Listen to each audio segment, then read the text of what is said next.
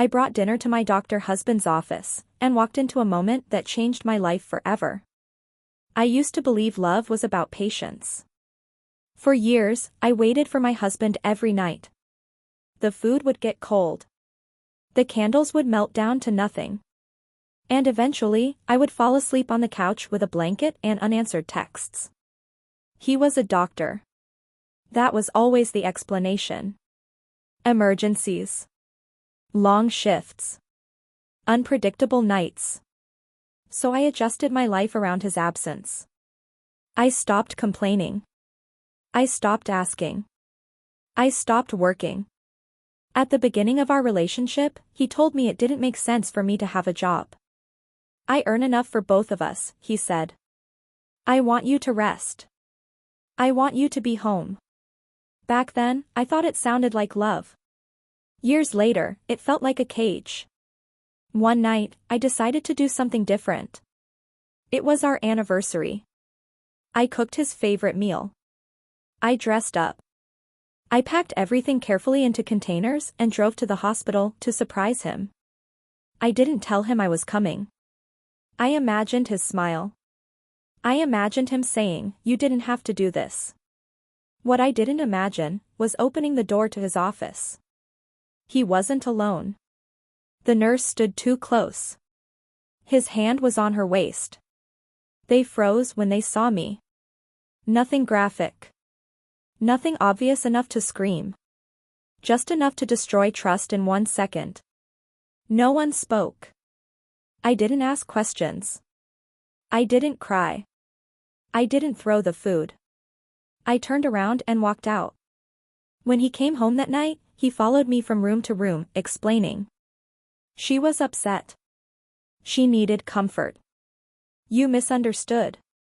I listened quietly. Then I said something that surprised even me. Things are going to change. The next week, I applied for a job. He didn't like it. He said it would be stressful. He said it wasn't necessary. I did it anyway. For the first time in years, I felt like myself again. That's where I met him. A systems engineer. Quiet. Observant. The kind of man who listened without interrupting. We talked about work. About life. About dreams that didn't fit inside someone else's schedule. For 5 months, it stayed innocent. Until one evening, it didn't. One kiss. That was all it took to realize something painful. My marriage was still intact on paper, but broken in every place that mattered. I went to the hospital one last time. I told my husband the truth. That I had met someone else. That I was leaving. He broke down. He promised to change. He said he would quit medicine if he had to. He begged for another chance. I looked at him and realized something heartbreaking. If he had wanted to change, he would have done it before I stopped loving him. I said no. I moved out. I married the engineer. We built a quiet life together. A real one. We had a son. Years later, our child got sick while I was out of town. My husband rushed him to the nearest hospital. And fate, with its dark sense of irony, chose the doctor on duty. My ex-husband. He recognized the name immediately. He looked older. Tired. Still wearing the same white coat. He examined my son professionally. Calmly.